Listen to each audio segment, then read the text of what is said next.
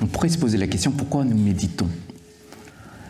Elle sert, dans un premier temps, à calmer notre mental. C'est là où on peut s'initier à l'analyse des phénomènes.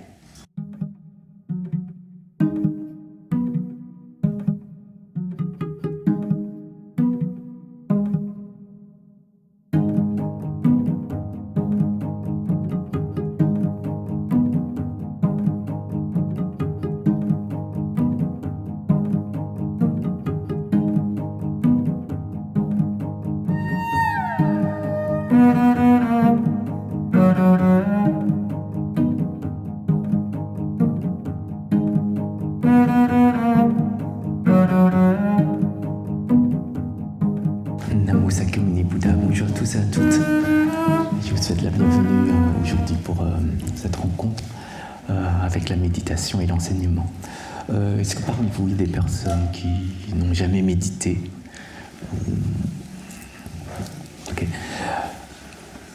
Donc je vais juste reprendre quelques points en fait, pour que vous puissiez avoir une bonne posture, juste pour la méditation.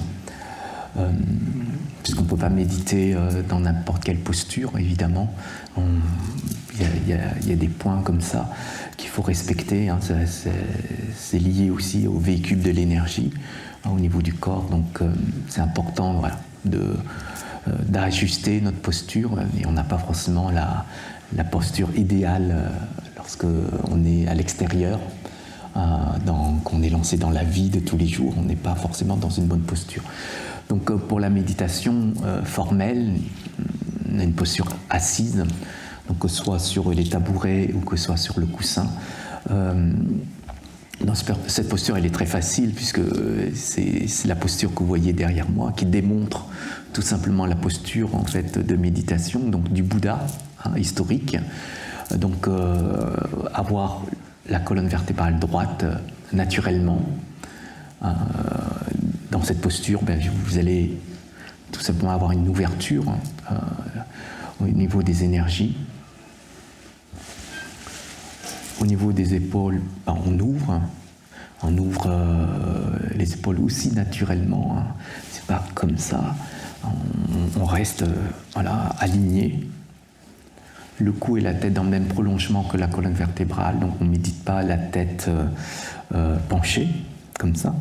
Donc souvent on demande aux personnes de garder les yeux ouverts et de regarder à 45 degrés au niveau du sol. Au lieu en fait de baisser les yeux, ils baissent la tête, donc ils regardent comme ça. En fait, la tête reste toujours droite, c'est juste les yeux qui baissent. Pour qu'on puisse avoir la posture mi-clos en fait, des yeux. La langue juste au-dessus du palais pour que la salive puisse rentrer naturellement. La main droite sur la main gauche, donc comme le Bouddha derrière moi. Donc c'est la posture en fait, de l'équanimité pour canaliser les énergies. Donc, la main droite sur la main gauche et les pouces se touchent à peine. Donc, il n'y a pas de pression au niveau des pouces. Donc, il y a juste un petit contact. Donc, posé au niveau du giron, donc juste en dessous du nombril. Adoptez une respiration naturelle. Donc, si vous pouvez, essayez de descendre la respiration la plus basse possible, c'est-à-dire en dessous du nombril. Donc quand vous inspirez, c'est au niveau du ventre que ça doit fonctionner. Et quand vous expirez, c'est le ventre qui se dégonfle. Donc essayez juste de ne pas laisser la respiration bloquée au niveau des poumons. Essayez de descendre la respiration au niveau du ventre. Donc le reste du corps va juste se détendre. Donc vous lâchez les tensions. Il y a des zones qui sont tendues, par exemple au niveau des articulations, au niveau du genou. Vous essayez de lâcher au niveau des pieds, au niveau des coudes. Donc vous essayez de lâcher. Lâcher ici, c'est pas laisser tomber. À lâcher, c'est lâcher juste les tensions. Donc on maintient toujours la posture, mais c'est les tensions intérieures qui sont lâchées. Dans cette posture, vous pouvez à ce moment-là accueillir tout ce qui se manifeste autour de vous, que ce soit des mouvements, que ce soit les images, que ce soit des odeurs, que ce soit des sons. Donc vous laissez ces éléments arriver vers vous et vous les observez sans saisir, juste accueillir et laisser partir. Intérieurement, vos pensées peuvent aussi s'activer, vos réflexions, vos idées, vos perceptions, vos sensations, tout ça, vous les laissez aussi arriver, vous les accueillez et vous les laissez partir. Donc c'est la conscience qui va se positionner juste pour voir ces phénomènes et laisser partir ces phénomènes.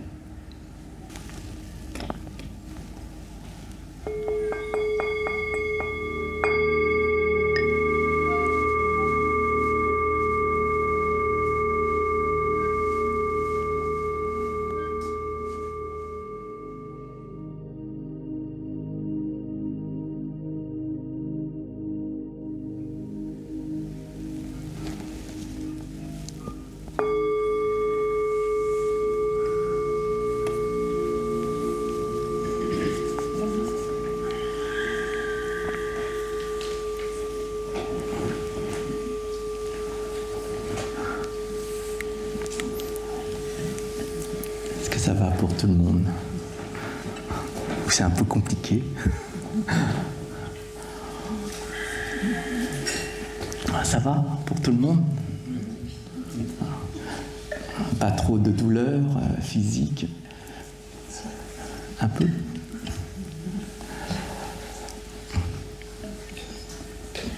Évidemment, on rester dans cette posture, si on commence à s'agiter, c'est-à-dire par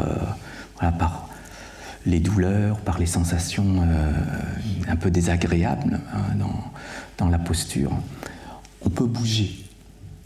C'est pas interdit de changer de posture, de se masser, de se détendre, de réajuster notre posture. Si on tombe dans le sommeil, on peut rehausser tout simplement la colonne et boire. Ce sont des conditions qui nous aident aussi à maintenir la session. Surtout lorsque vous décidez de changer, de bouger, de changer de posture, de bien garder la conscience ouverte à ce changement. C'est pas je veux changer, je vais changer, et après je reprends ma méditation. Non, la méditation continue dans le changement. Et on prend conscience qu'on change de posture. Donc c'est important aussi de maintenir cette énergie-là de conscience lorsque on commence un petit peu à s'agiter. Donc on peut prendre conscience que là, intérieurement, ça s'agite. Ça arrive. Ne dites pas que c'est pas normal. C'est quand on voit tout le monde se poser tranquillement, être calme, on dit moi je suis agité, c'est pas normal. Pourquoi ce serait pas normal d'ailleurs? C'est parce qu'il y a toujours cette envie de comparer. On se compare toujours aux autres, sans dire que moi je fonctionne comme ça, donc c'est normal que je sois comme ça. Donc c'est pas imiter. Quand vous méditez, il n'y a pas de limitation. On n'imite pas les autres. C'est ma nature méditative. Donc je prends cette nature et je médite avec. Donc il n'y a pas à faire les limites, créer des limites et se comparer à ce qui nous entoure. Donc ça c'est aussi un des obstacles de la pratique, hein, lorsqu'on commence en fait à comparer, et je pense que même si, alors tout à l'heure je vous ai demandé est-ce qu'il y a des débutants, des personnes qui n'ont jamais médité, en fait vous méditez tous les jours, sans le savoir. Mais parce que la définition de votre méditation, c'est trop limité. C'est pour ça que vous pensez que c'est comme ci, comme ça, mais on médite sans arrêt. Puisque l'essence de la méditation, c'est la conscience. Donc quand vous êtes en train de faire la cuisine, vous prenez conscience de ce que vous êtes en train de faire, vous êtes en train de méditer. Et donc c'est quelque chose de naturel. Chez nous, on ne construit pas la méditation. C'est pour ça qu'on ne peut pas comparer notre méditation avec celle des autres. Parce que toute méditation, la nature même est pareille. C'est-à-dire la conscience même est pareille chez tout le monde, sauf que les objets méditatifs, la posture méditative, elle est différente. On n'a pas assez de souplesse, c'est pas grave. Donc tout ça, il faut prendre conscience que quand nous méditons, il n'y a rien à dire. Parce que ça fait partie de notre nature. Il n'y a personne qui va nous juger. Je ne sais pas, est-ce que vous jugez quand vous méditez ? Est-ce que vous êtes votre propre juge ? Non. Est-ce que les autres vous jugent ? Ah, les autres. Est-ce que vous jugez votre voisin ? Vous pouvez juger votre voisin. Parce que votre voisin médite. Donc, prend conscience de ce qui se passe autour. Donc les autres peuvent nous juger, peuvent nous critiquer. J'en prends conscience. Et j'observe. Je ne juge pas. Donc en fin de compte, même si l'environnement nous juge, on reste dans la méditation. Donc on n'est pas perturbé en fin de compte. Et même si nous sommes perturbés, on prend conscience que nous sommes perturbés. Donc on reste dans la méditation. En fin de compte, tout est méditation.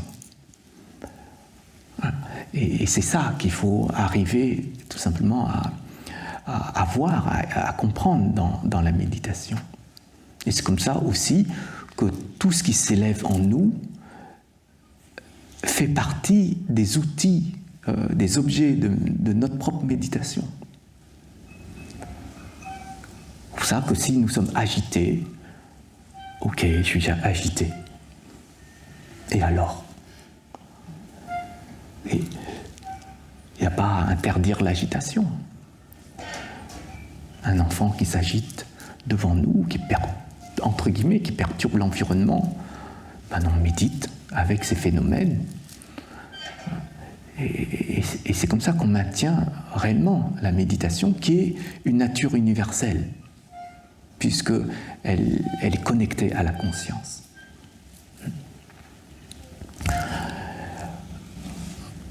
Est-ce que vous avez des questions ? Non ? Ok. Ok, bon, on va continuer. On va reprendre la posture. Donc, essayez de prendre conscience de votre posture, de réajuster s'il le faut votre posture. De temps en temps, revenez sur la posture, hein, prendre conscience de votre posture et réajuster, parce que lorsque nous n'avons pas l'habitude, on se décale, on bouge, on se penche devant, derrière, à gauche, à droite. Et puis des fois, la colonne vertébrale tombe sans qu'on le sache. Donc de temps en temps, revenez sur la posture pour réajuster. Bon, c'est pas simplement faire une fixation sur quelque chose. C'est laisser les phénomènes. Nous faisons partie de l'observation de ces phénomènes.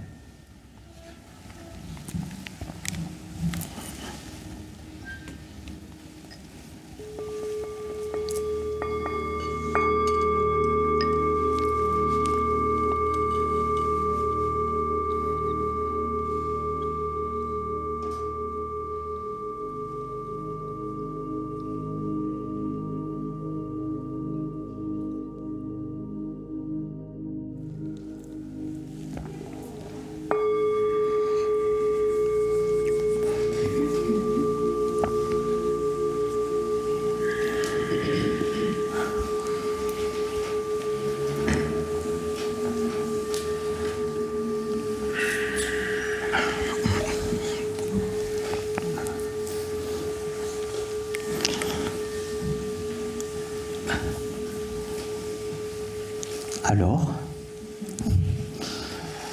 plus dur.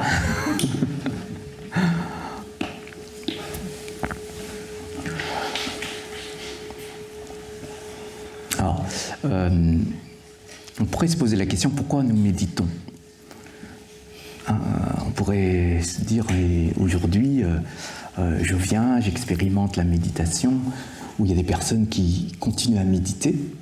Alors peut-être que ces personnes ont vu les bénéfices. Ah, sinon, s'il n'y a pas de bénéfices, on ne va pas méditer. Donc c'est toujours pareil. Quand on voit ce que ça peut nous apporter, donc on continue.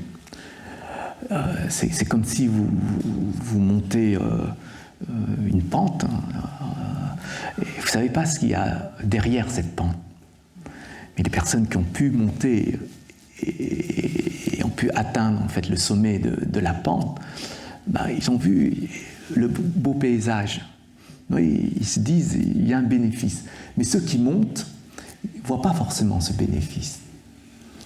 Donc soit ils peuvent demander aux personnes qui ont déjà expérimenté, donc qui vont redescendre, qui vont remonter, parce qu'ils ont vu ce qu'il y a derrière en fait, cette pente.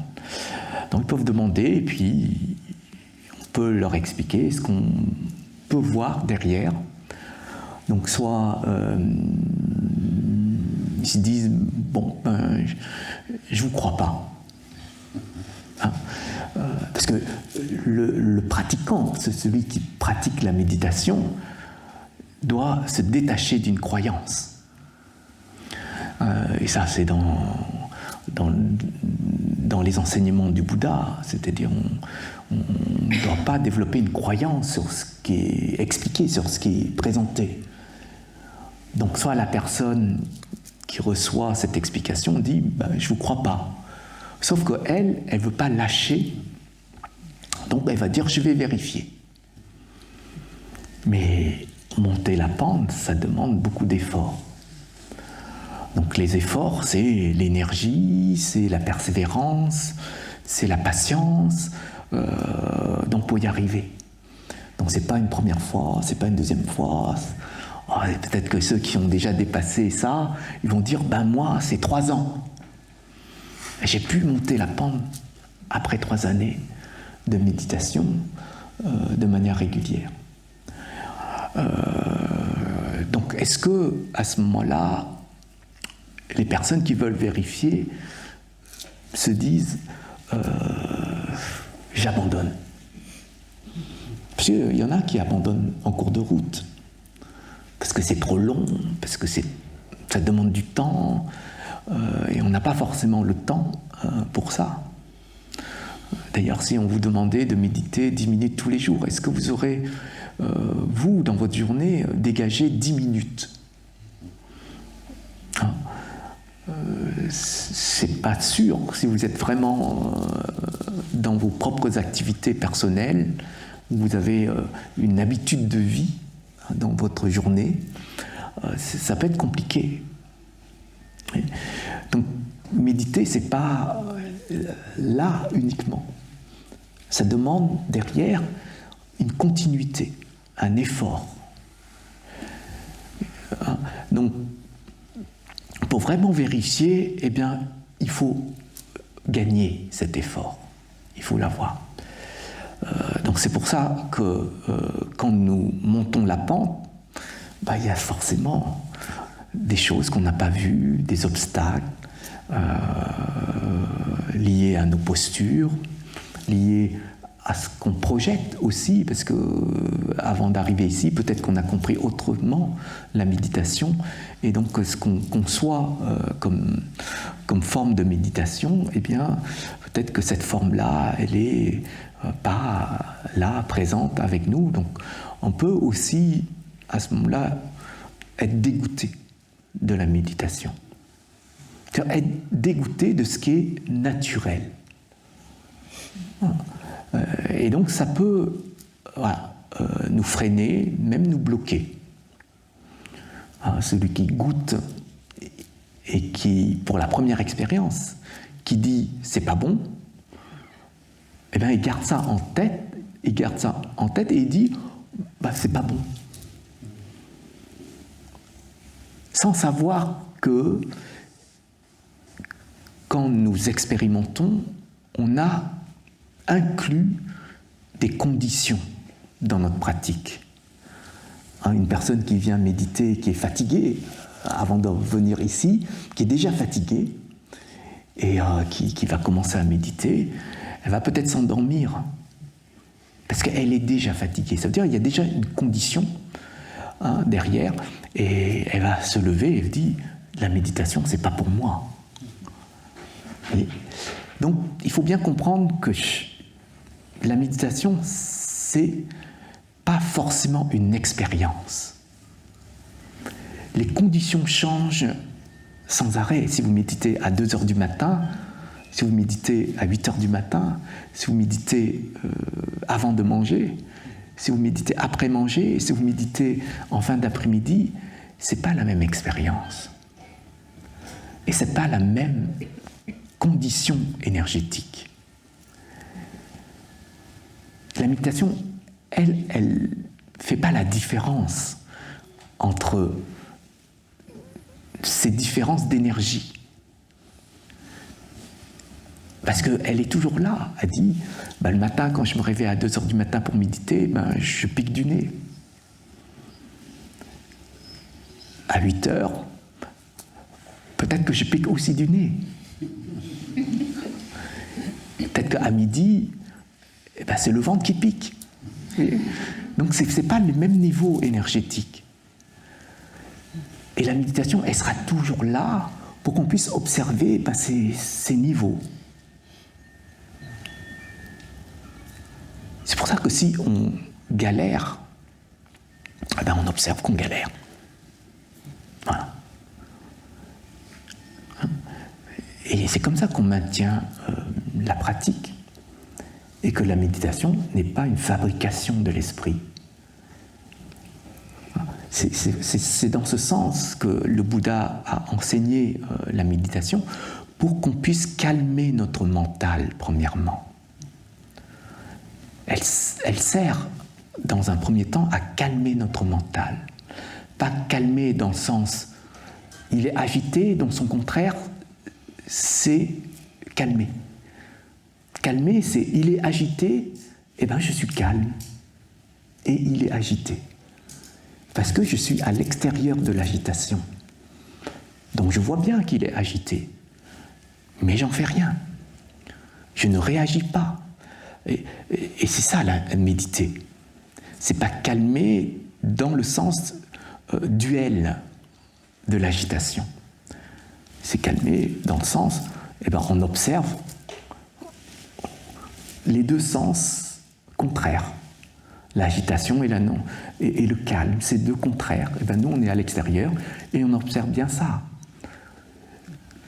Et quand on est à l'extérieur en observant ça, on n'est pas du tout agité. Parce qu'on retrouve, en quelque sorte, la nature même du calme. Et ce n'est pas une fabrication du calme. Et donc, si on arrive à reculer à chaque fois que l'agitation veut nous attraper, ou à chaque fois que le calme veut nous attraper, on recule d'un pas pour dire « je ne vais pas me faire avoir par nos concepts d'agitation ou de calme ». Je ne sais pas si vous comprenez ce que je veux vous expliquer là, mais méditer, c'est ça. C'est avoir cet esprit sans limite, à observer tous les phénomènes, que ce soit des phénomènes conçus, liés à nos propres conceptions, ou que ce soit des phénomènes qui sont impermanents, intérieurs ou extérieurs. Et c'est pour ça on retrouve ce calme mental, on dit calmer le mental grâce à cette conscience sur les phénomènes. Et bien ça, on peut progresser à ce moment-là. C'est là où on peut s'initier à l'analyse des phénomènes. Tant que nous ne sommes pas calmes, intérieurement face aux situations, on ne peut pas analyser. Parce qu'on est pris par l'agitation, et ce qu'on voit, c'est on voit à travers l'agitation. Donc on doit être en dehors, comme une rivière. C'est plus dangereux d'être dans la rivière, le courant de la rivière, que d'être à l'extérieur de la rivière. Donc quand vous méditez, vous êtes à l'extérieur de la rivière intérieure. Donc vous observez juste la rivière. Donc regardons-nous au niveau de notre pratique, au niveau de notre posture, si on a réellement une posture juste au niveau de la méditation. C'est pour ça qu'on n'a besoin de rien dire en fin de compte. Les mots, les phrases qui sont là, dessinés sur les nuages de nos pensées, eh bien on les observe. Pas pris dans les nuages, on y reste toujours au niveau le plus haut en fait de la conscience, c'est-à-dire le ciel, qui ne rentre pas dans les nuages, qui n'attrape pas les nuages, qui ne bloque pas les nuages. Le ciel, c'est ce niveau-là. Et le ciel, qu'on soit ici, en France, ou qu'on soit en Asie, aux États-Unis, est-ce que vous voyez des frontières dans le ciel qui délimitent les continents ou les pays?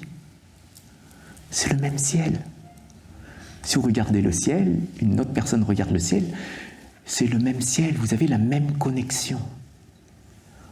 Et la méditation, c'est cette connexion vaste et infinie de la conscience. Ouais.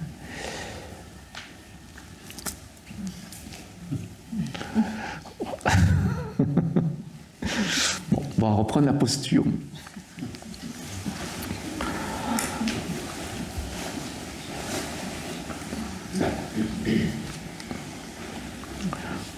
Donc, quand je parlais du ciel, il ne faut pas planer.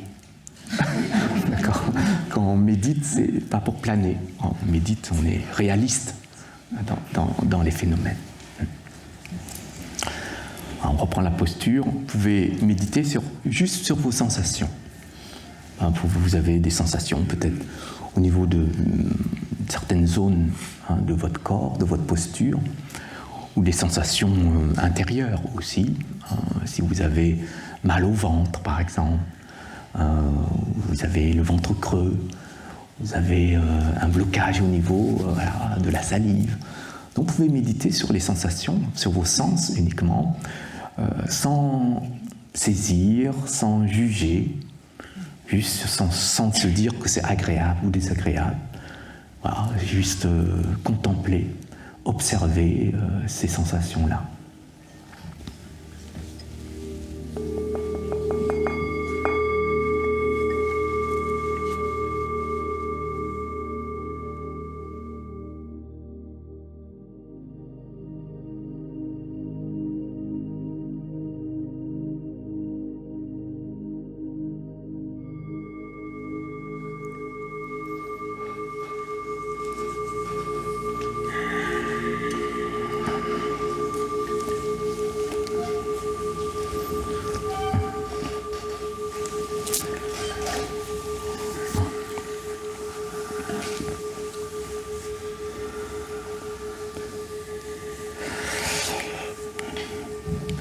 Alors,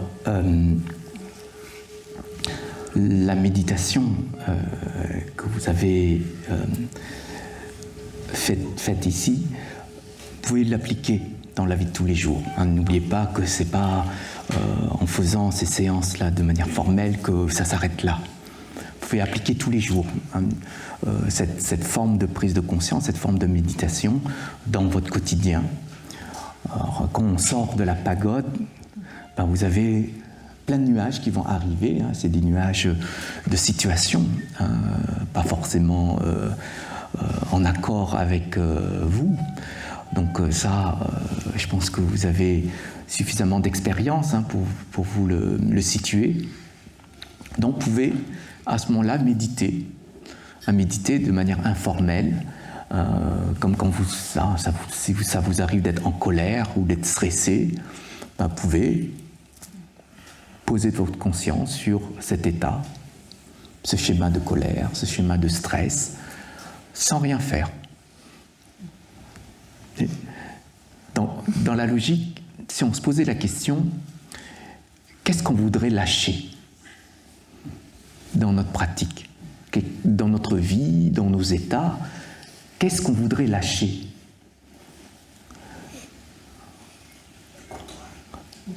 Le contrôle de quoi?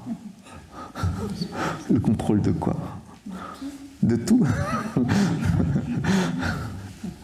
De vous aussi. Alors, je pense déjà, dans un premier temps, il faut lâcher ce qui n'est pas utile pour notre bien-être. Quand vous êtes énervé, est-ce que c'est utile à ce moment-là pour votre bien-être? Quand vous êtes énervé, vous n'êtes pas bien, donc ce n'est pas utile. Donc c'est ça qu'il faut lâcher. Quand vous êtes angoissé ou jaloux ou stressé, vous voyez que ce n'est pas utile, ou triste même, que ce n'est pas utile pour votre bien-être. Donc c'est ça qu'il faudrait lâcher. Ou une personne qui ne vous aime pas. Lâcher. Lâcher, ça ne veut pas dire faire du mal. Lâcher, ça veut dire ne pas y penser, ou y penser, mais ok. Donc c'est ce sens-là. C'est le sens, en fait, de la logique de ce qu'on voudrait. Or, après, les choses agréables, est-ce que vous voulez lâcher aussi? J'aime mon mari, je vais apprendre à lâcher. J'aime bien mon travail, je vais apprendre à lâcher. Donc on a quand même des postures, des directions qu'on voudrait mettre en place. Mais n'oubliez pas, ce que vous ne lâchez pas, vous allez le porter. Ça c'est sûr et certain. Donc est-ce que c'est bien ou pas? Donc il faut vous dire ça. Quand vous ne voulez pas lâcher votre maison et un jour vous devez quitter votre maison, c'est une vraie souffrance. Donc peut-être qu'il faudrait lâcher avant, mais rester dedans. Si on continue à vivre, mais vous avez complètement cette notion de lâcher prise de la maison. C'est pas la mienne, j'emprunte. Comment? C'est une location. On a déjà payé. Oui, ça peut être une location, mais des fois, quand on a notre maison, on ne paye plus à un moment donné, on ne loue pas. Donc, quand vous avez payé votre maison, vous dites « c'est ma maison ». Enfin, vous n'allez pas dire « c'est la maison de mon voisin, j'ai payé pour mon voisin ». Donc, il y a des choses comme ça où on crée, sans savoir, sans qu'on puisse prendre conscience des liens. Et ces liens ne nous aident pas forcément.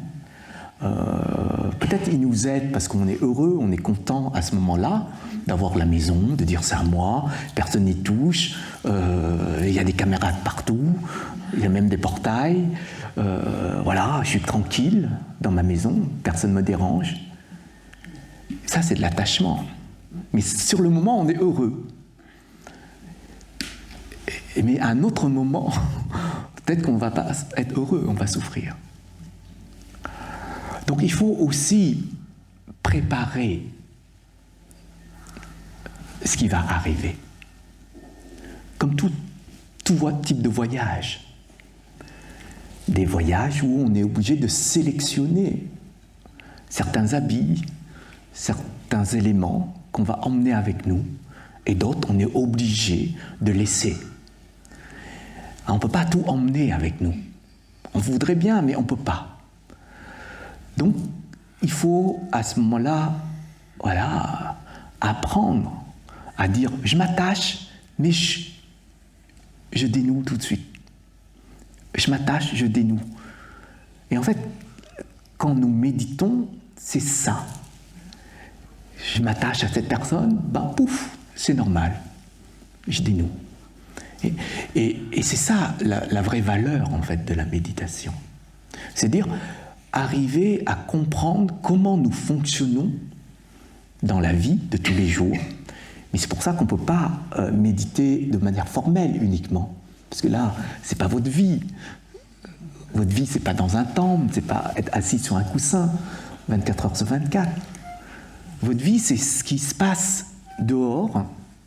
Et c'est ça qui va vous permettre de mieux vous comprendre. Hein, vous avez des situations qui arrivent, ben vous voyez bien comment vous allez réagir, comment vous allez répondre, comment vous allez agir, comment vous allez penser, sous l'emprise d'une émotion ou sous l'emprise d'une qualité.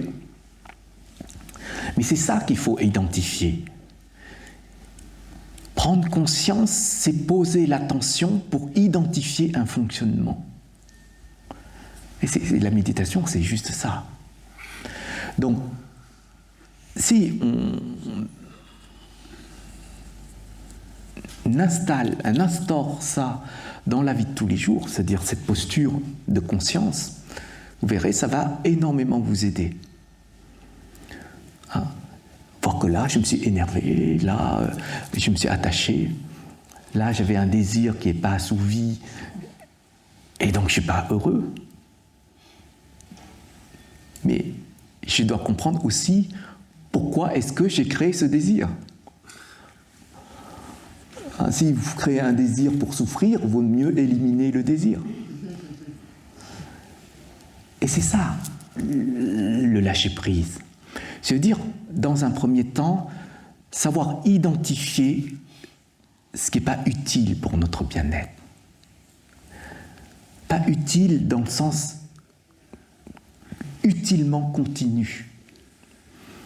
Utile peut-être temporairement, mais pas en continu. Vous savez que quand il pleut, on dit après la pluie, ah, est-ce que vous êtes assez patient pour attendre le beau temps? Pas tout le temps. En fait, comme on ne lâche pas prise, il fera toujours mauvais chez nous. Il pleut, ok. Mais pourquoi il pleut et dire c'est la misère? Ça gâche ma journée. C'est ça aussi. Et il pleut. C'est les conditions de pression, etc., si on veut comprendre scientifiquement. Mais un enfant, il ne va jamais dire « il pleut, je ne vais pas jouer au foot ». Il pleut, je vais quand même jouer au foot.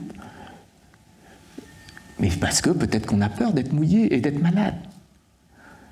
On préfère se promener dans la forêt avec le beau temps.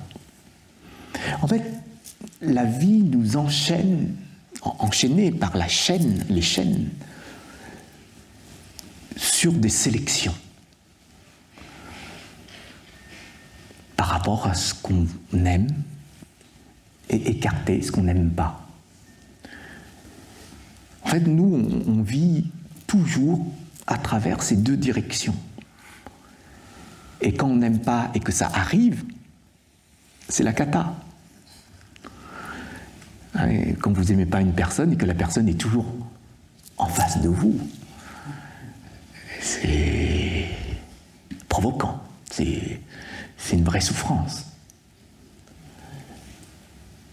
Donc, soit vous lâchez prise, soit vous dites, il n'y a pas besoin d'aimer, c'est la conscience qui s'ouvre. Donc on n'a pas besoin de dire « j'aime pas cette personne, j'aime cette personne », parce que c'est encore une fois le mental qui travaille. Et donc, méditer, ça nous aide vraiment à éclaircir, même s'il y a beaucoup de nuages. Déblayer, reconnaître les formes, les couleurs, les énergies, les tensions. Et savoir reconnaître ça, c'est cerner comment nos propres nuages fonctionnent, comment on les développe, comme une pression. Donc tout ça, c'est fabriqué par soi-même. Le monde extérieur nous montre, mais nous fabriquons.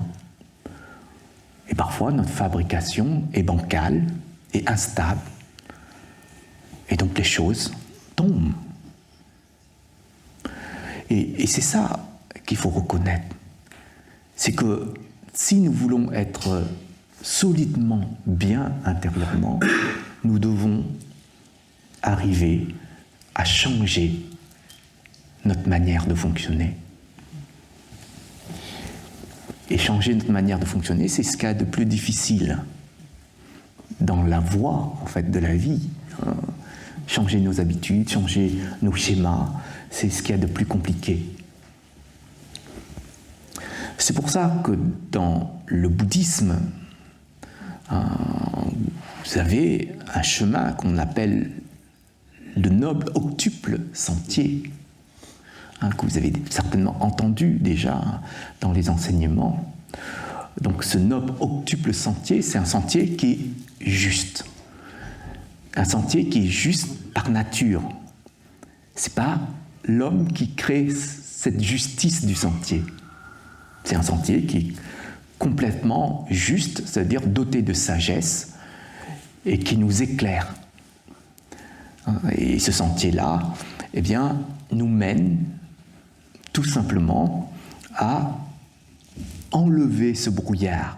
On appelle ça ces voiles. Et les voiles, ce sont les voiles de l'ignorance.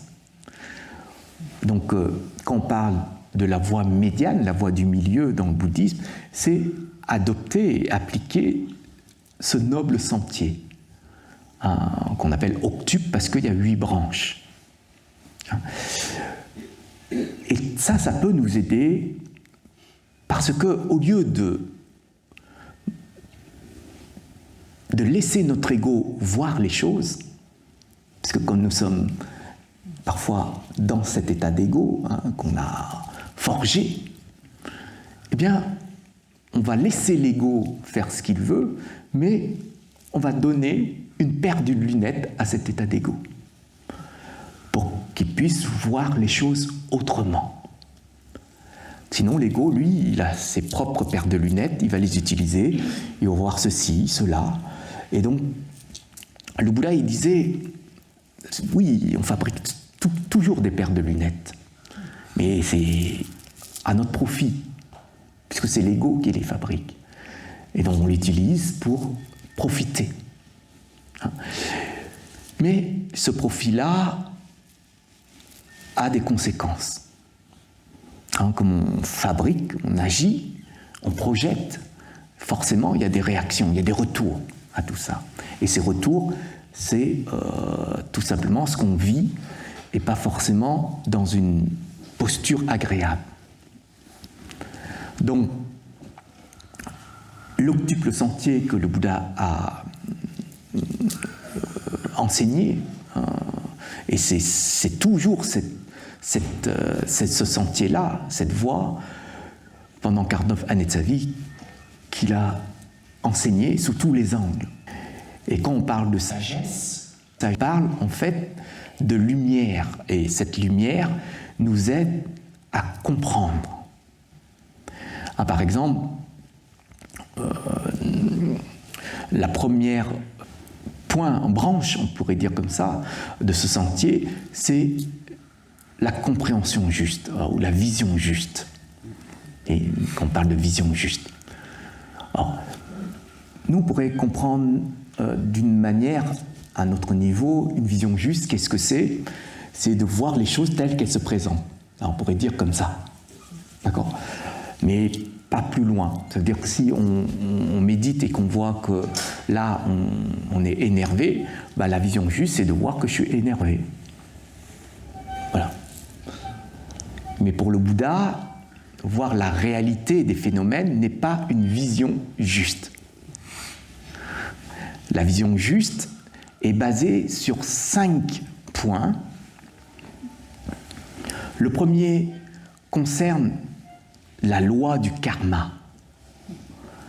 Donc cette loi de causalité que vous avez certainement entendue déjà, hein, action-réaction, cause à effet, graine, fruit. Donc comprendre cette loi, c'est de comprendre sous toutes les formes.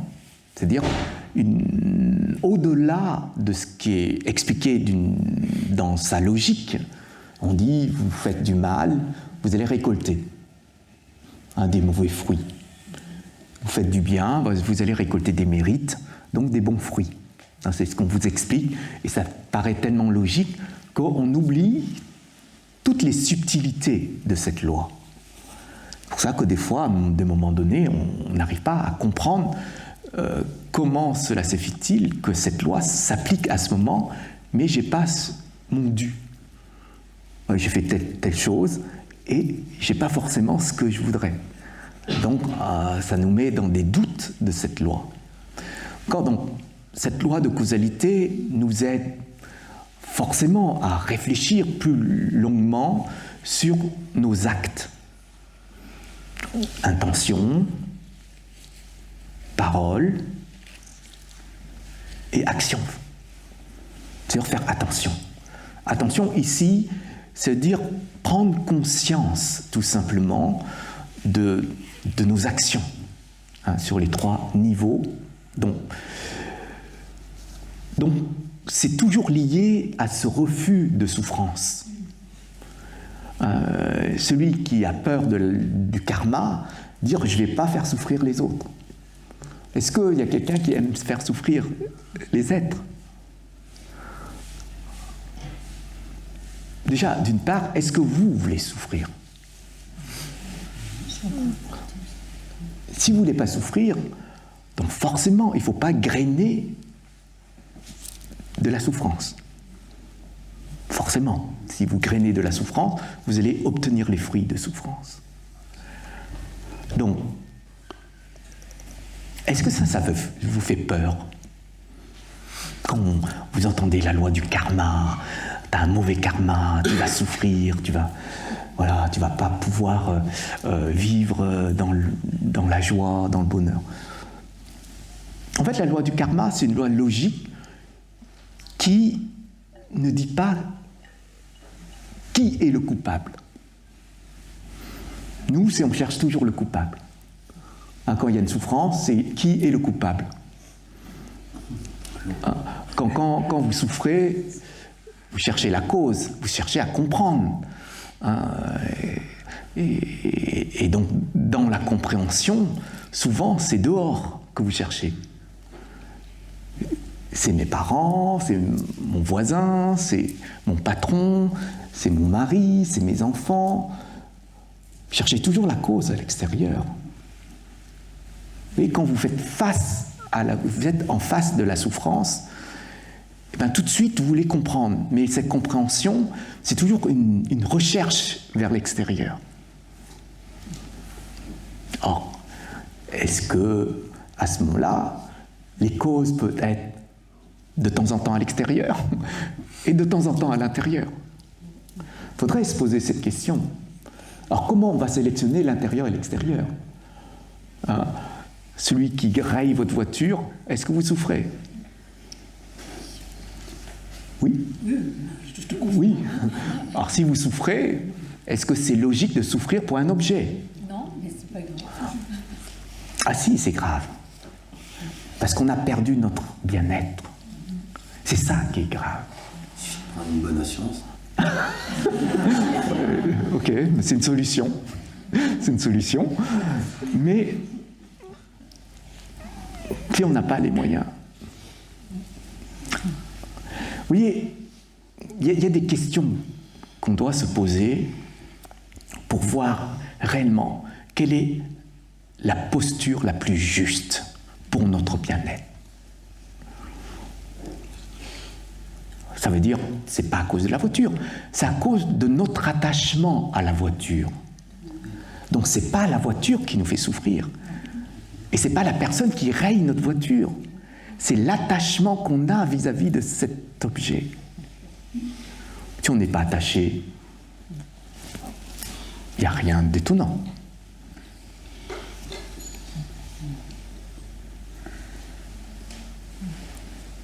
Peut-être que c'est ça qu'il faut essayer de comprendre. C'est pour ça que le Bouddha, il disait que quand on applique la loi de causalité, il n'y a pas de coupable. Il y a juste une cause à identifier correctement et à voir quel est le moyen pour déraciner cette cause. C'est logique. Mais si on trouve la mauvaise cause, ce sera un moyen qui n'est pas juste. Et un moyen qui n'est pas juste, c'est qu'on n'a pas déraciné correctement.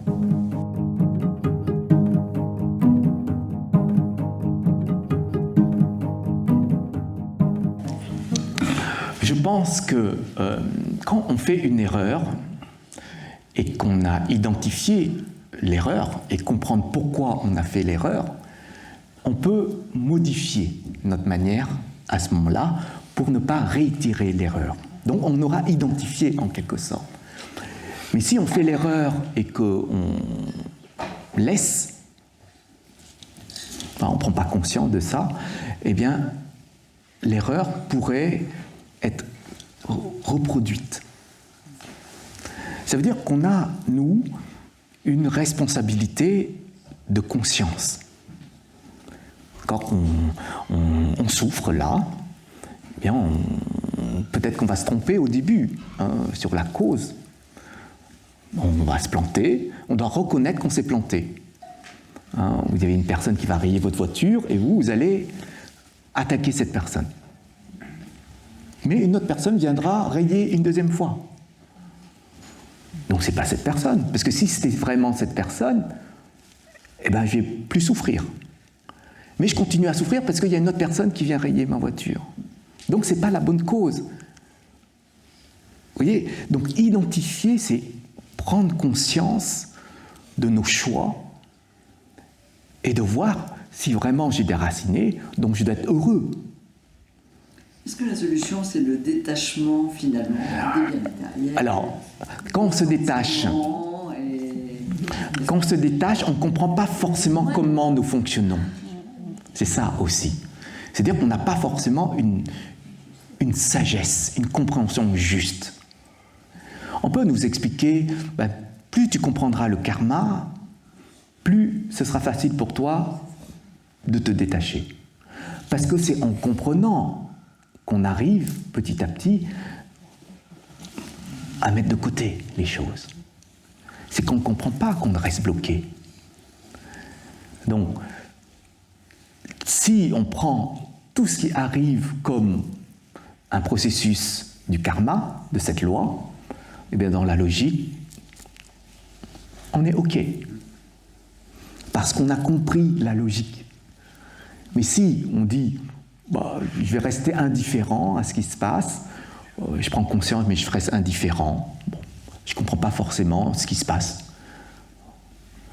Ok, je serai bien intérieurement, mais je serai toujours dans l'ignorance.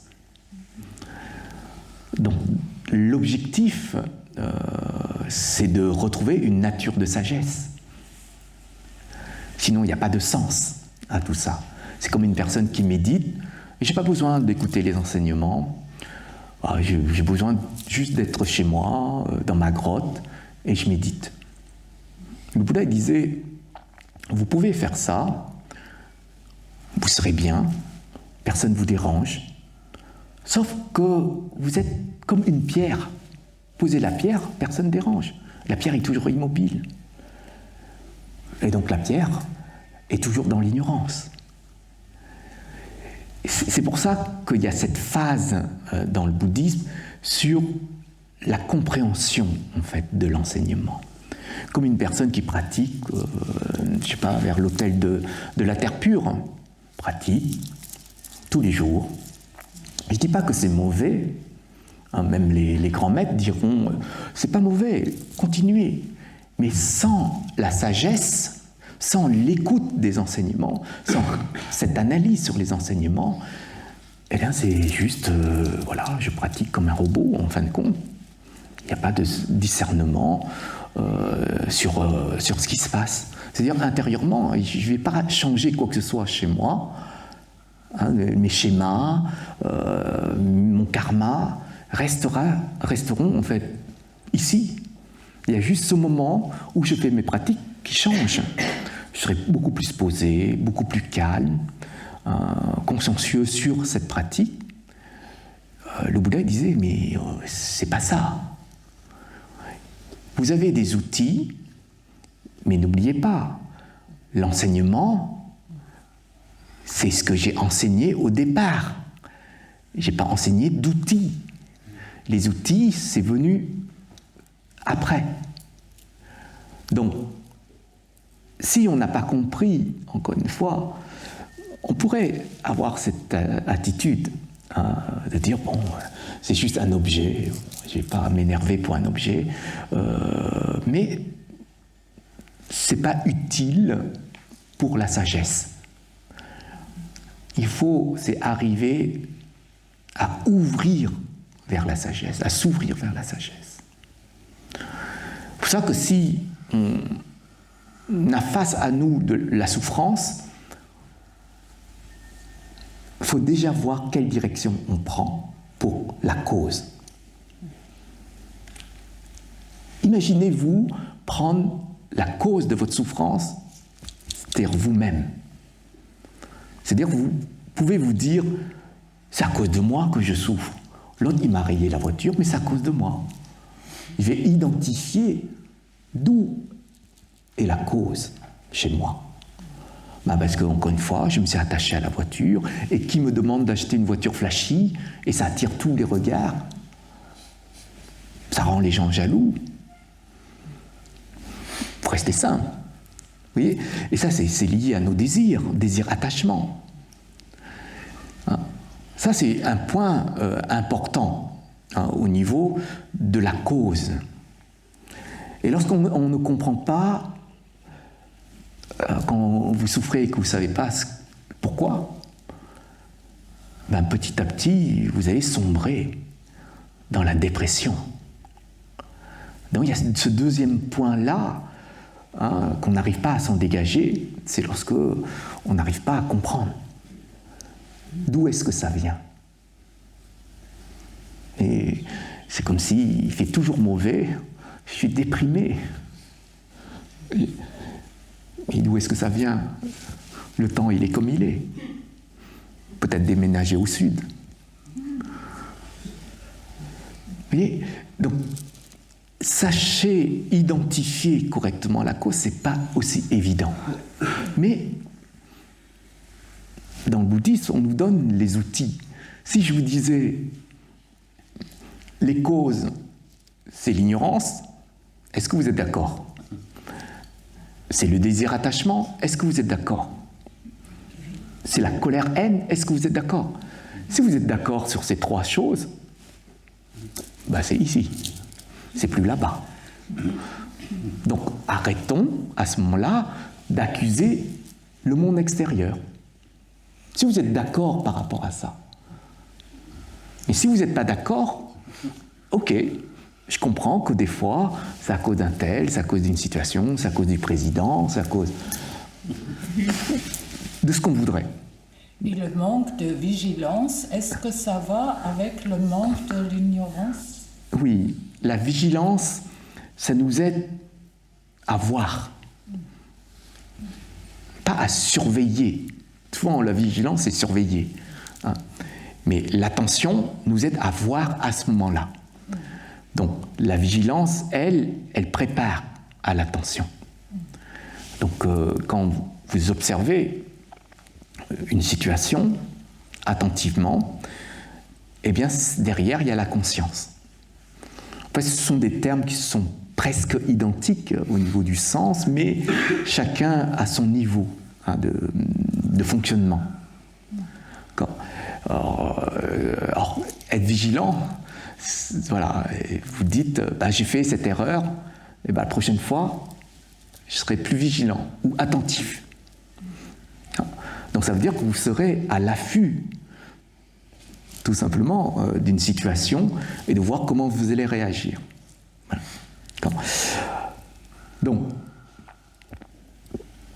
Donc ça dépend de comment on va se rappeler. L'attention, elle se pose de manière juste si on se rappelle qu'il faut utiliser l'attention à ce moment-là, dans cette position ou dans cette condition. Et l'attention doit être juste. Par exemple, si vous êtes énervé, une attention juste, c'est de voir notre énervement et pas voir la personne qui a déclenché ce schéma chez nous. Et donc l'attention juste, c'est ça. Donc lorsque on n'a pas la compréhension, comme je vous ai dit, on sombre dans cet état de dépression intérieure. C'est pour ça que quand les gens sont vraiment en souffrance et n'arrivent pas à comprendre, quand il y a une dépression qui est forte, c'est souvent une idée de suicide qui est là, parce qu'on n'arrive pas à comprendre et comment gérer notre souffrance. Donc ça, c'est le deuxième point. Le troisième point, quand on est face à une souffrance, c'est de parler à tout le monde. On est dans l'émotion très forte, donc il faut qu'on parle à tout le monde pour se décharger. On a souvent aussi ce type d'expérience.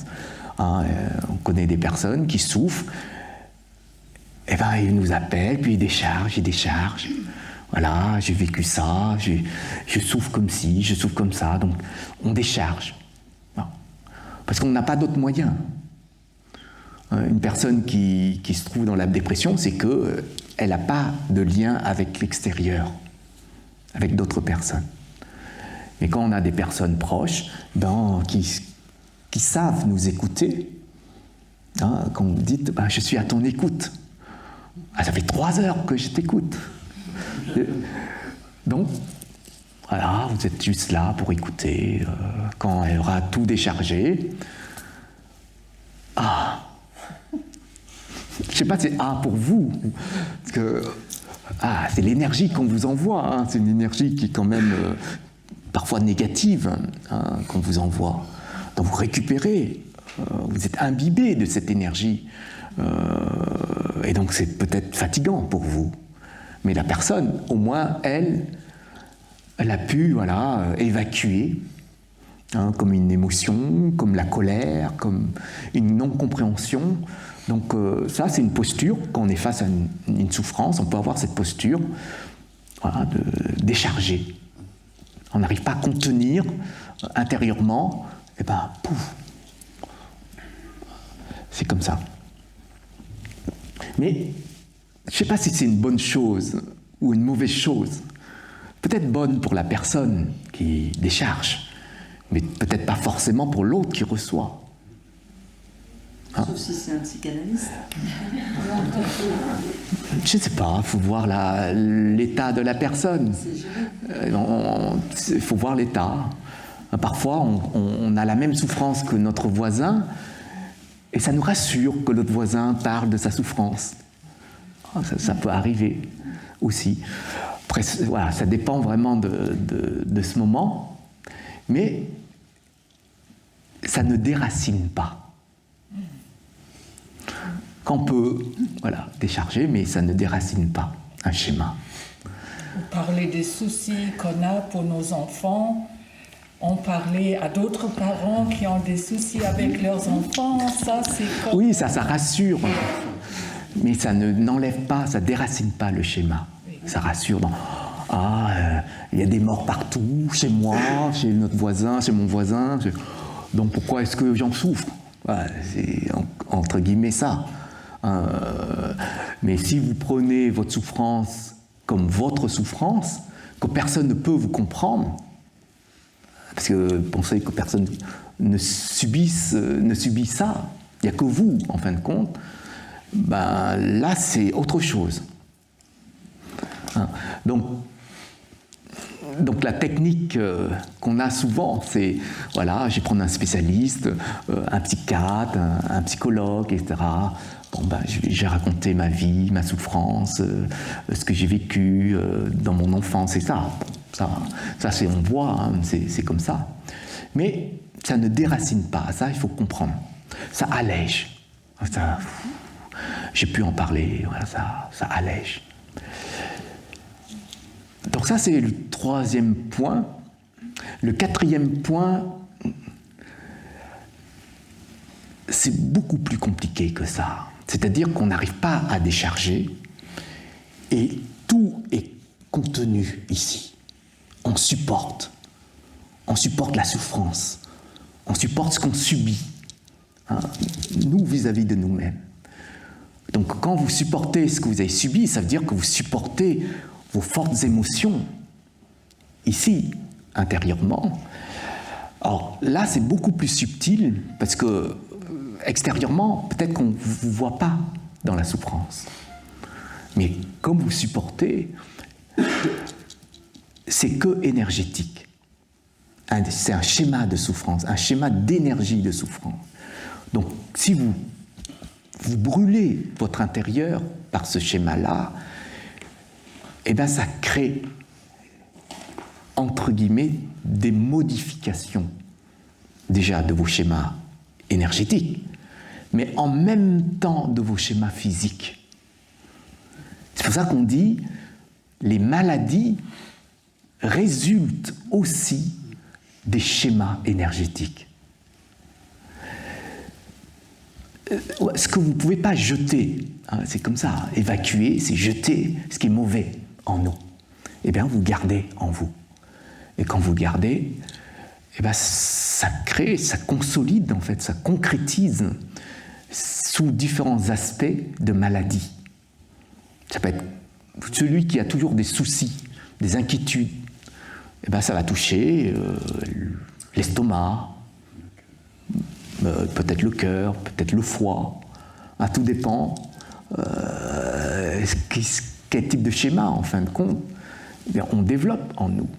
Donc il y a des conséquences sur notre physique, il y a des conséquences sur des maladies qui se développent sur nous, logique ou non, rationnel ou non. Mais il y a un impact. Parce que le bien-être, c'est un état solide en nous, mais le mal-être, c'est un état de fragilité en nous. Donc il n'y a plus de force à ce moment-là qui va nous protéger. Et donc c'est pour ça que c'est important de bien comprendre que ces types d'attitudes, hein, par rapport à cette contenance énergétique, émotionnelle, qu'on n'arrive pas à évacuer, ben ça déclenche ces schémas-là. Et donc c'est ces types de maladies. Or, dans le bouddhisme, les cancers font partie. En fait, les cancers, dans la traduction en fait, du mot cancer, en vietnamien, ça veut dire des boutons de déchets. Ainsi je traduis le mot cancer. C'est des boutons de déchets. Quand vous avez je sais pas, vous avez voilà une petite boule qui se forme, hein, donc vous allez faire les analyses, etc. Donc c'est pas comme ça, c'est pas par hasard. Donc c'est pour ça qu'on dit si on veut désintégrer ça, il faut une pratique. Pour ça, il y a des personnes qui peuvent se guérir juste par l'énergie. méditer, pratiquer, lâcher prise, voilà, adoucir les schémas, on peut. Mais après, arriver à un certain niveau, on ne peut plus. C'est irréversible. Donc c'est pour ça que quand on a des inquiétudes, quand nous sommes malades, ça aggrave. C'est pour ça qu'il faut, quand on est malade, il faut dire ok, il n'y a rien d'extraordinaire à ça. Et ça, c'est vraiment important pour nous, chacun de nous, de bien se positionner pour nous aider nous-mêmes à préparer notre terrain de vie. Ça, c'est un point lié à notre comportement face à une souffrance. Et je sais que chez les Asiatiques, ils ont beaucoup moins d'émotions, mais il y a des émotions très fortes, mais parfois ils les gardent. Voilà. Donc ça n'impacte pas forcément vers le cancer, mais c'est vers d'autres processus de maladie. Par exemple, la tristesse, quand on est triste mais fortement, ça peut impacter sur les poumons, par exemple. Donc il faut faire attention. Et le dernier point, lorsque nous sommes face à la souffrance, on peut avoir une solution, c'est de dire c'est à cause de moi, donc je vais me transformer. Je reconnais la souffrance, je vais chercher la cause en moi et je vais changer ça. Donc ça, c'est une attitude qui est juste face à la souffrance, liée au karma. Donc ça, c'est tout l'aspect en fait du bouddhisme, c'est dire tout vient de moi, donc je vais revenir ici, chez moi, et voir de quoi est liée cette souffrance. Okay. Donc voilà pour juste la loi du karma. Par rapport à la vision juste, à la compréhension juste, donc il faut à un moment donné accueillir cette loi du karma pour avancer sur le chemin. Le deuxième point sur cette compréhension juste est lié à ce discernement en fait de bonnes actions et de mauvaises actions. Il faut savoir identifier que là, ce qu'on fait est une action bénéfique pour les autres, pour moi. Et ça, c'est une action qui crée de la souffrance. Alors, on doit discerner, c'est-à-dire arriver à prendre conscience de tel format d'action engendre derrière des mérites, ou tel format d'action engendre derrière du lourd karma. Donc ça, c'est aussi à travers l'expérience. Et c'est pour ça qu'on a besoin de lumière aussi pour éclairer nos actions. D'où la sagesse qu'on doit développer. Bon, dedans, il y a toutes les actions sur les préceptes liés au corps, à la parole et au mental. Et après, vous avez un troisième point qu'il faut aussi essayer de comprendre pour préserver cette compréhension juste, c'est lié aux 4 nobles vérités. Vous savez que dans l'enseignement du Bouddha, sur l'existence de la souffrance, sur la cause de la souffrance, sur l'extinction de la souffrance et sur la voie vers l'extinction de la souffrance. Donc il faut comprendre en fait en détail ces 4 points liés à la souffrance. C'est-à-dire quelle forme de souffrance on peut nourrir en nous, sous quelle forme, peut-être les universelles, peut-être les particulières, les causes, quelles sont les causes qui déclenchent donc les souffrances. Donc ça, il faut revenir sur ces causes-là tout de suite lorsque nous souffrons. Comme ça, au moins, on ne s'éparpille pas et on ne prend pas des mauvaises directions. et avoir confiance que chaque fruit de souffrance et chaque graine de souffrance peut disparaître si on n'arrose plus. Même si on a posé dans la terre, on n'arrose plus, eh bien la graine va mourir. Donc on doit avoir confiance en ça. Et pas se dire, ben, c'est ma vie, je souffre sans arrêt, personne ne me comprend, donc je suis obligé de vivre comme ça toute ma vie. Non, ça, c'est qu'on n'a pas confiance que les choses doivent évoluer. Hein? Donc on doit garder ça, même une maladie, hein, c'est pareil. Peut-être pas pour cette vie, peut-être pour après. Donc on doit garder ça en tête. Et la voie qui mène à la cessation, donc avoir confiance aux moyens et savoir appliquer ces moyens-là dans certaines situations et se dire que ce moyen-là nous aide à nous en sortir. Donc ça aussi, c'est un cadre qu'on doit avoir en nous pour être vigilant, être attentif, bien comprendre le moment, parce qu'on ne peut pas appliquer n'importe quel moment, parce qu'il y a des moments qui sont ouverts à l'application de ces moyens, et d'autres moments pas encore prêts. D'accord ? Donc ça, c'est aussi à travers l'expérience qu'on va développer ce sens-là du bon moment, c'est-à-dire les bonnes conditions, hein, pour pouvoir accueillir cet outil et l'appliquer. Voilà, donc les 4 no-vérités. Et dans les 4 no-vérités, bon, la dernière vérité, c'est cette voie octuple que le Bouddha a enseignée sur la voie médiane.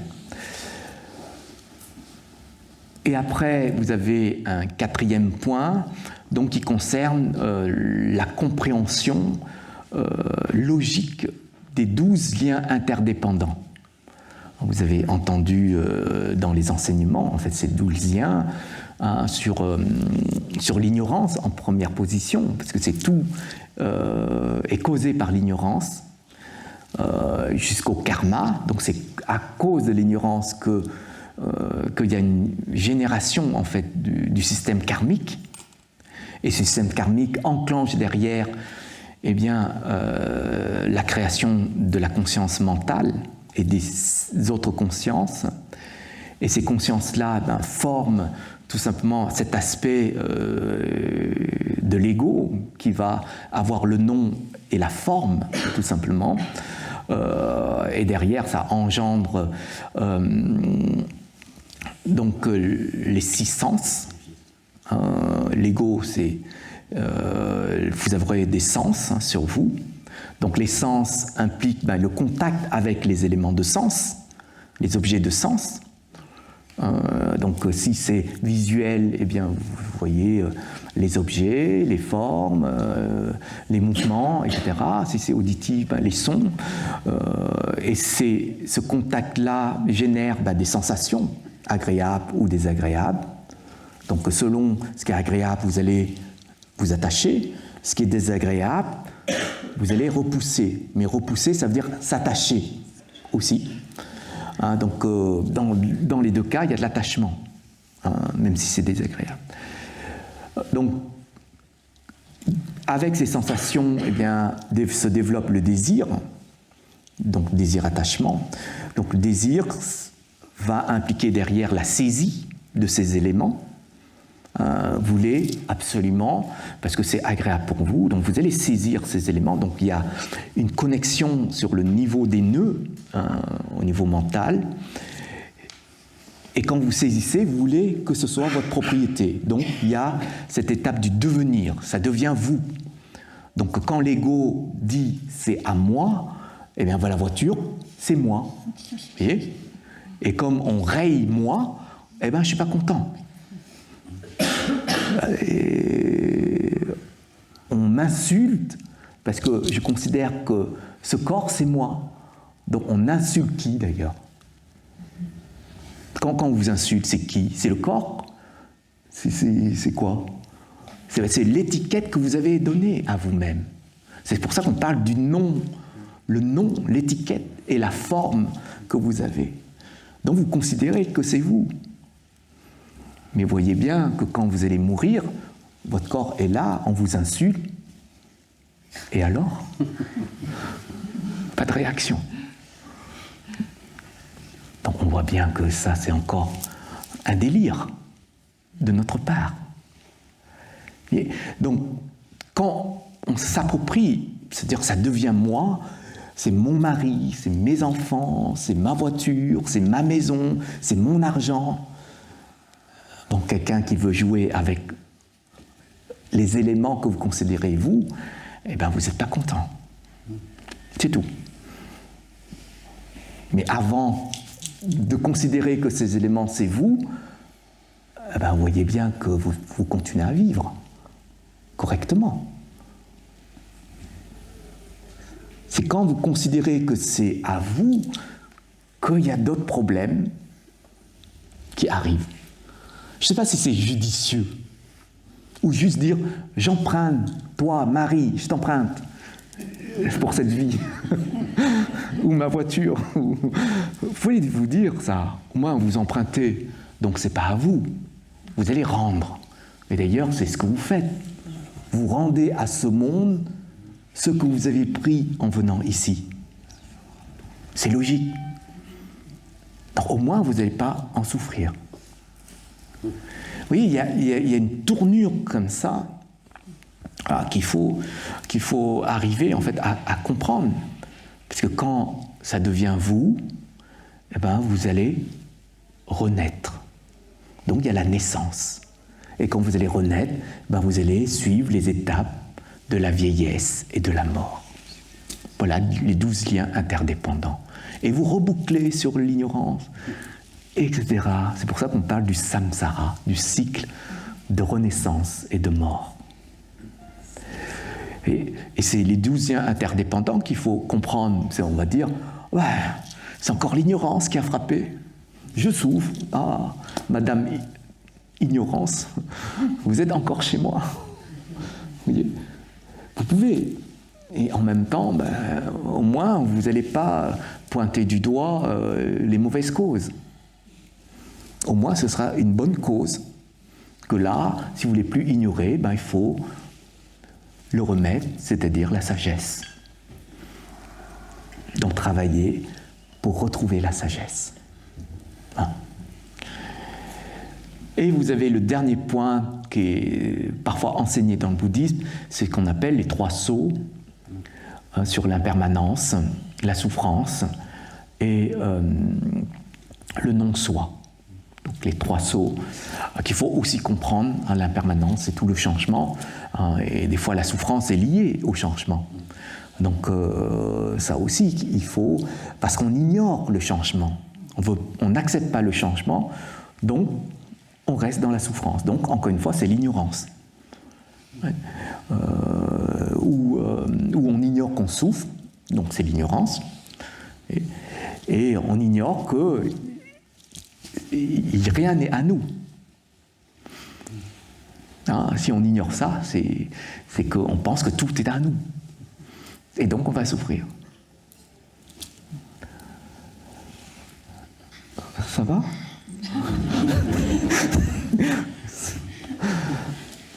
Donc voilà, vous voyez, la vision juste, simplement. C'est tout un programme de pratique, mais c'est grâce à cette vision juste que tout se déclenche derrière sur la réflexion juste. C'est la deuxième branche de la voie médiane, c'est la réflexion juste. Quand vous voyez les choses de manière juste, ben la réflexion, elle va suivre tout simplement la voie en fait juste. Quand on parle de réflexion juste, réfléchir, c'est pas basé sur l'ignorance. Quand on réfléchit, on ne réfléchit pas parce qu'il y a l'ignorance derrière. Quand on parle de réflexion juste, c'est parce qu'il y a la sagesse derrière. Ce n'est pas parce qu'il y a de l'ignorance. Parce que si vous reflétez l'ignorance, vous serez encore dans l'ignorance. Si vous reflétez la sagesse, eh bien vous serez dans la sagesse. Donc quand on parle de réflexion juste, c'est un reflet avec la sagesse. Et c'est basé sur 3 points. Le premier point, quand vous utilisez la réflexion juste, c'est juste pour l'utiliser dans le sens de libération, c'est-à-dire de se libérer intérieurement. C'est lâcher prise. Si vous dites, ce soir, je vais faire un poulet rôti. Il y a une pensée, quand on parle de réflexion, ici c'est l'intention juste, l'intention. Alors, est-ce que c'est une réflexion juste? Une intention juste? Non. Ça c'est juste une intention pour le monde, pour se nourrir, mais ça libère rien du tout. Et comment? Je sais pas, mais bon, ça n'apporte pas une sagesse en soi. Voilà, donc quand on dit je réfléchis, regardez si c'est une réflexion qui est juste. Donc est-ce que ça me permet de me libérer de la souffrance quand je vais réfléchir? Voilà, donc c'est dans cette base. Est-ce que quand je vais réfléchir sur les autres, est-ce que ça me permet d'aider les autres à se libérer? Quand vous êtes là à écouter les autres, est-ce qu'ils peuvent se libérer de son schéma? Non. Ils se libèrent de son état émotionnel fort, mais pas de sa racine. Donc ce n'est pas une réflexion juste. Donc il y a une autre manière en fait de fonctionner qui permettra d'aider la personne à déraciner son schéma. Et voilà, donc la réflexion juste, c'est ça. Il y a ce lien de libération. Quand on parle de libération, c'est cette libération intérieure, sur le lâcher-prise. Le deuxième point, c'est pas de générer des dettes karmiques avec les êtres. Donc si la réflexion est basée sur la non-génération de dettes karmiques, c'est-à-dire par exemple une personne, on va la provoquer, elle va s'énerver, elle va développer la haine contre nous, là on crée un lien karmique, une dette karmique avec cette personne pour la vie d'après. Donc une réflexion juste, c'est de dire, il faut que j'arrête d'embêter la personne ou que j'arrête d'énerver la personne. Et donc c'est comme ça aussi que la réflexion permet de générer de l'harmonie avec la personne. Et l'harmonie, c'est des mérites derrière qui vont nous conditionner à la pratique. Donc ça, c'est le deuxième point. Et le dernier point, c'est pas de générer en fait des actions, des actes de souffrance pour les autres. Ça veut dire que vous allez réfléchir comment je peux voler la personne, comment je peux frapper la personne, comment je peux arnaquer mon patron. Et vous allez réfléchir comme ça, je vais voler le mari de la personne.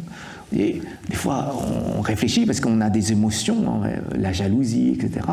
Et ça nous anime. Et derrière, on a ces formes de réflexion. Dire que là, il est sorti avec une autre, je vais empoisonner lui et l'autre aussi. Voilà, c'est des formes de réflexion, de pensée, des intentions qui ne sont pas justes. Donc c'est éviter réellement de générer ces formes de pensée, parce que derrière, ça va vous rattraper, évidemment. Donc voilà, la réflexion est juste. Donc c'est basé évidemment sur tout ce qui est lié au mental, pas lié aux actes, c'est surtout au mental. Donc c'est ce niveau mental. Est-ce que vous avez des questions? Non. Beaucoup de choses. Si ce n'est qu'il faudra réviser les 12 liens d'interdépendance. Il y a du travail.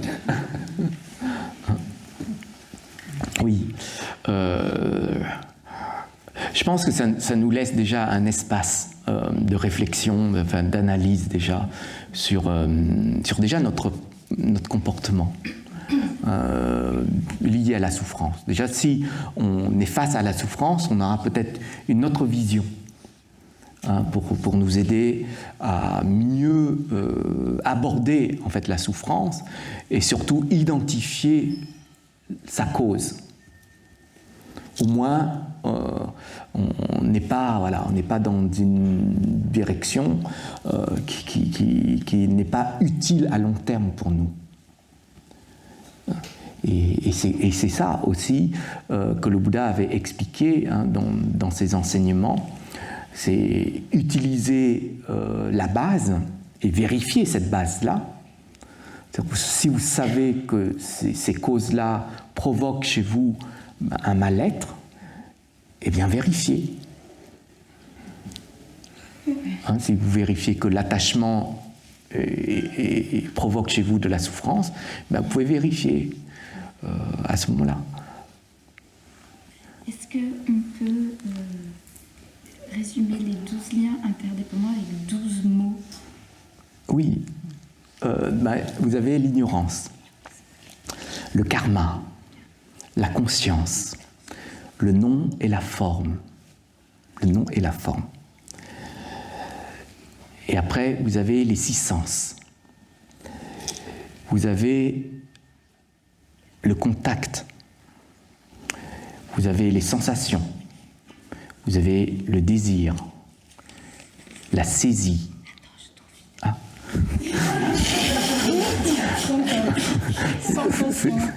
Sensation. Oui. Contact, sensation. Après le désir. La saisie. Après vous avez le devenir. La naissance, la vieillesse et la mort. Les 12 liens. Faut regarder en détail en fait ces 12 liens. Dans la méditation, on peut méditer sur ces 12 liens chez nous, en nous. C'est pour ça que des fois on médite sur la sensation. Et c'est lié aussi à nos sens, nos organes de sens. Quand on parle de 6 sens, c'est les organes de sens. Et ces organes de sens se connectent avec les objets de sens. Et ces objets de sens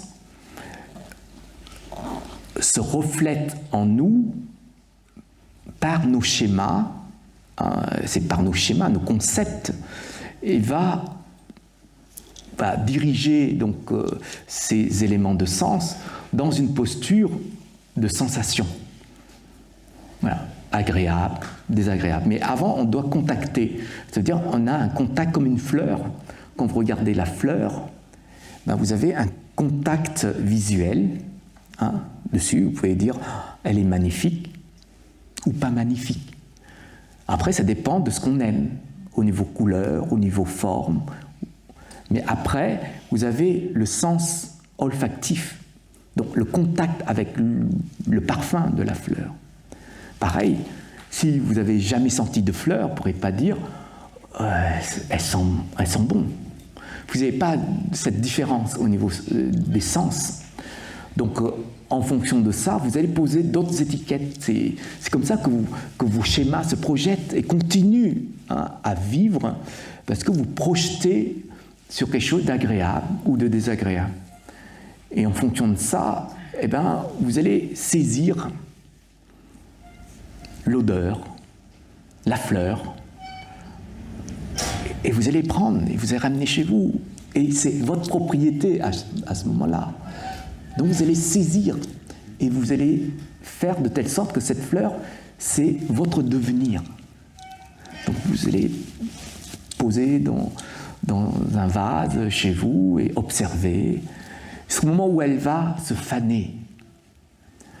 Et vous allez rechercher à ce moment-là une autre fleur qui ressemble à cette fleur. Mais pour faire renaître.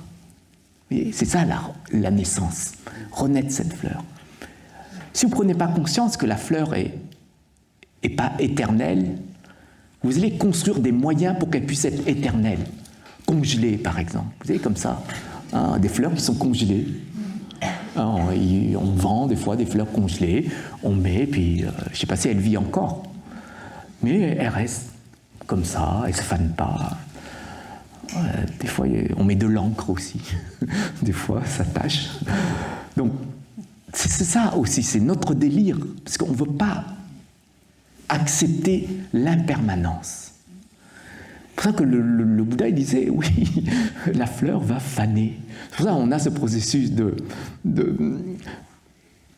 composition, d'évolution, de décomposition et de disparition. Voilà. Et c'est ce processus. Et donc quand on pratique, on doit méditer dessus. Mon corps est comme ça. Tous éléments extérieurs sont comme ça. Et on doit accepter et lâcher nos nœuds sur ces éléments. Et là, on reboucle. Comme on veut ignorer la mort, comme on veut ignorer l'étape de la vieillesse, eh ben on va reboucler, tout simplement. C'est pour ça que si on n'arrive pas à identifier l'ignorance chez nous, il faudrait identifier peut-être le karma. Parce que comme ces 12 liens interdépendants, il suffit d'enlever un lien et pouf, tout retombe. Et si vous dites, moi, je veux comprendre que le karma, eh bien vous allez comprendre, et vous ne générez plus le karma. Eh bien, tout s'écroule. Et donc vous libérez du cycle des existences instantanément. Et c'est pour ça que les 12 liens sont importants, parce qu'on sait que là, je suis trop dans les sensations agréables, etc. Ben, peut-être qu'il faut lâcher prise. Peut-être que vous êtes trop dans la saisie égocentrique des éléments, ben, peut-être travailler dessus, peut-être pas forcément comprendre le karma. Vous enlevez juste un élément et tout s'écroule. Il y a des éléments que vous ne pouvez pas enlever, parce que c'est ancré en vous.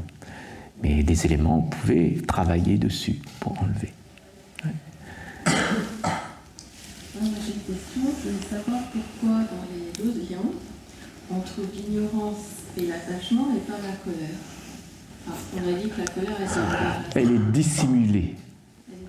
Elle est dissimulée. Vous voyez, désirer et que vous n'avez pas, vous allez vous mettre en colère. Elle est dissimulée derrière.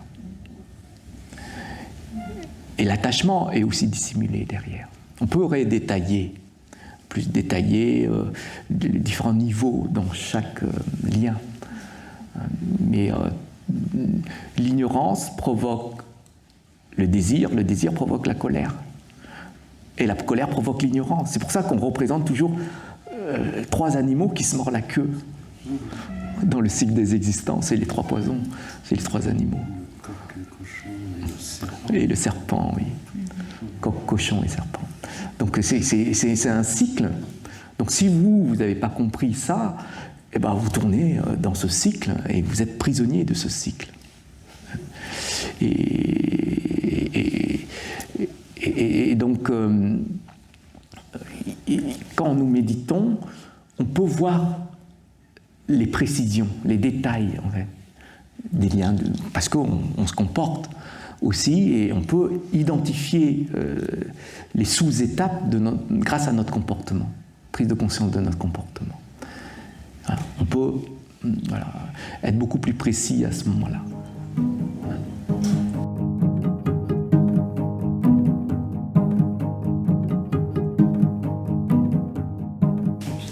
Il faut lâcher prise, il ne faut pas attendre. Quand nous transmettons, c'est parce qu'il y a l'utilité derrière. Mais si c'est plus utile, il faut arrêter. Tous les grands maîtres, les grands bodhisattvas fonctionnent comme ça. Ils vont transmettre, ils vont aider les êtres, jusqu'au moment où les êtres ne s'intéressent plus. Donc ces êtres-là disent « Ok, c'est plus le moment ». Et donc on doit accepter ça.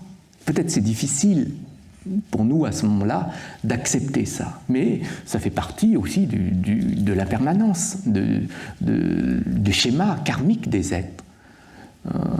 Avant, le bouddhisme pratiquait pas comme aujourd'hui. Donc les maîtres ont dû changer leur manière d'enseigner, leur attitude aussi.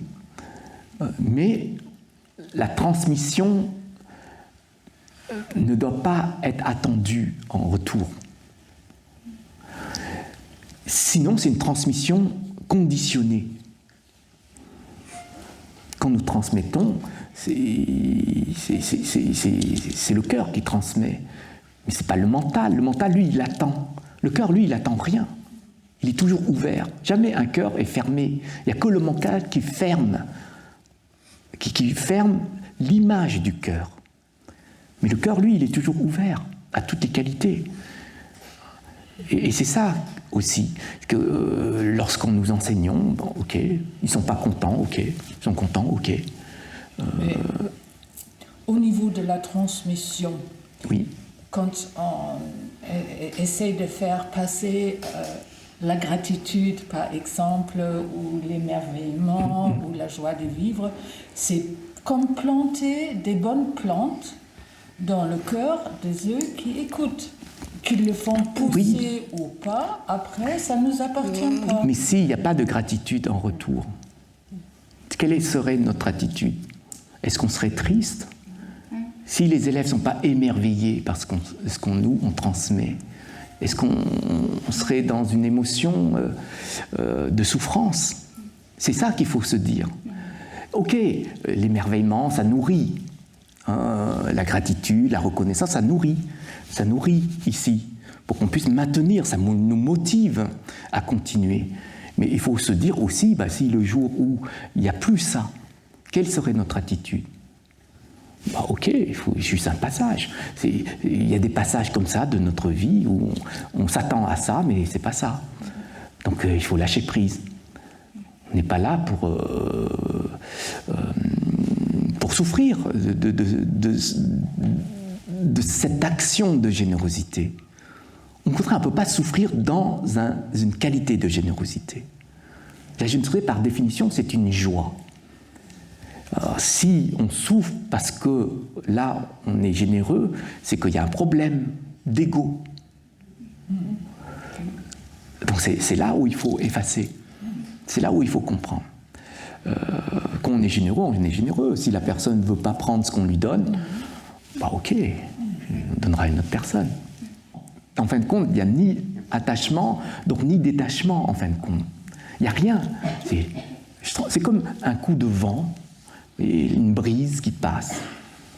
Voilà. Et la brise ne s'attache pas à un arbre et ne se détache pas de l'arbre. Donc nous, lorsqu'on continue à transmettre, on doit aussi prendre conscience si c'est adapté, si c'est utile. Si c'est plus utile, on va changer. Quand vous donnez quelque chose à quelqu'un, vous créez un lien déjà. Dans la logique, c'est comme ça. Même en essayant ici, vous faites des souhaits pour les êtres. Vous visualisez le visage d'une personne que vous connaissez, vous développez des prières, des souhaits, des vœux pour cet être-là. Vous créez des connexions. En fin de compte, on est toujours interdépendants entre nous. Il y a l'interdépendance, et c'est ça aussi que le Bouddha voulait expliquer. Il y a l'interdépendance au niveau des dettes karmiques. Parce que quand vous donnez, forcément, il y a des dettes qui sont créées.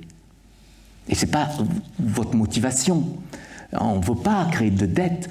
On est heureux de donner aux autres.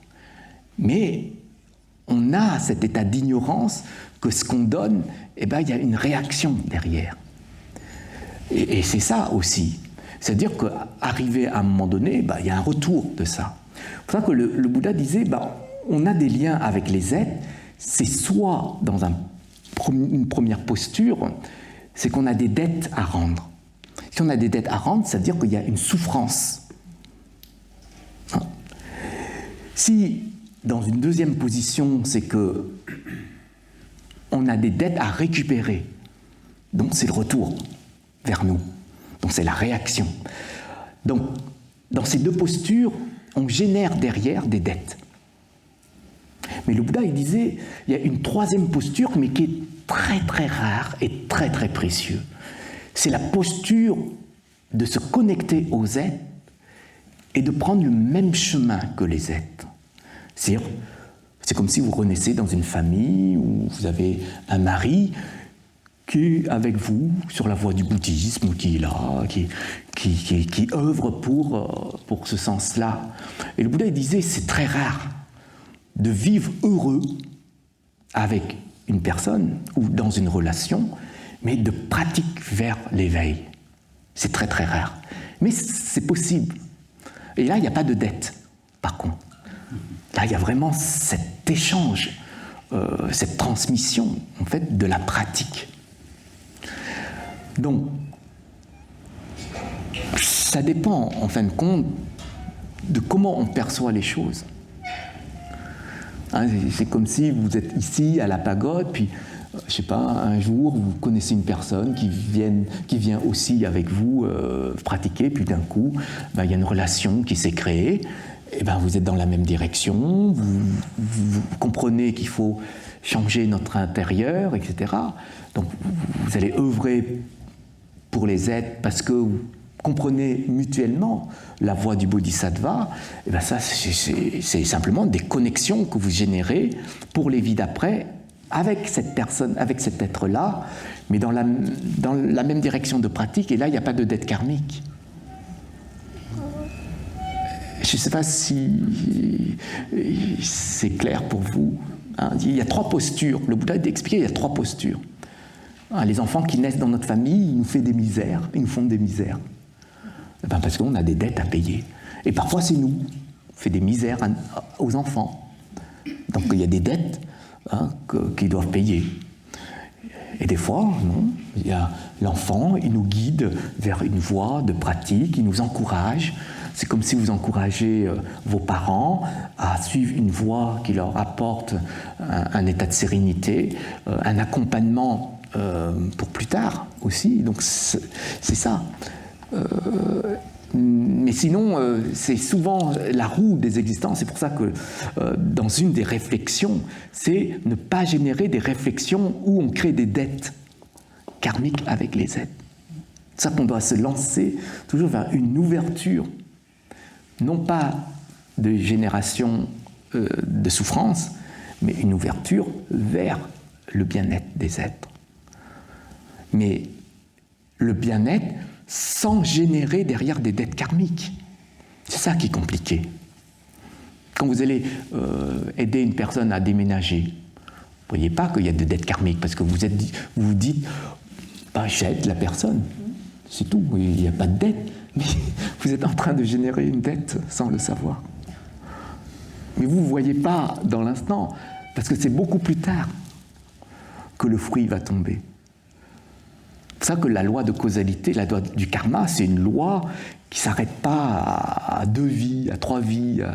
C'est à l'infini. Donc il faut reconnaître chaque action, chaque qualité qu'on développe à travers l'action qu'on réalise, et derrière, avoir une attitude qui ne génère pas les dettes karmiques. C'est pour ça qu'on fait des dédicaces, on envoie les énergies qu'on a générées dans notre pratique aux êtres, tout simplement, pour éviter de générer du karma derrière. Parce que l'objectif pour un pratiquant, c'est de se libérer du karma, et pas de générer du bon karma.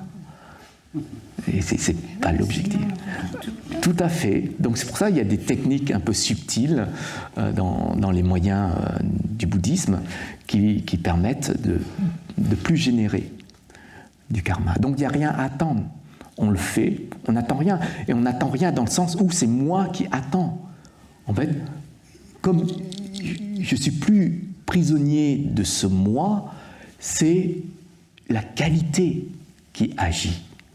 C'est juste la qualité qui agit. Et la qualité, c'est une énergie qui n'est pas liée à un moi. Un moi génère derrière du karma. Et quand vous êtes généreux, c'est la qualité. Vous ne voyez même pas que c'est vous qui donnez. ben, un bodhisattva agit comme ça. Hein? Donc, je pense que petit à petit, il faut creuser ça, ce sens-là. Et petit à petit, il faut comprendre et puis réadapter notre posture.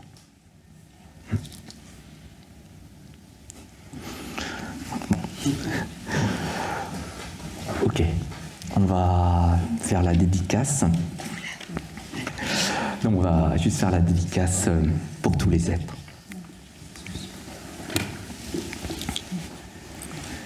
Chúng sanh vô biên thệ nguyện độ phiền não vô tăng, thệ nguyện đoạn pháp môn vô lượng, thệ nguyện học Phật đạo vô thượng, thệ nguyện thành.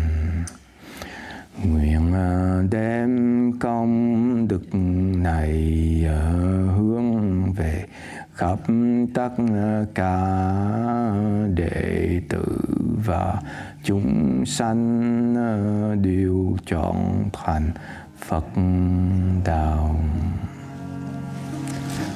Merci à vous.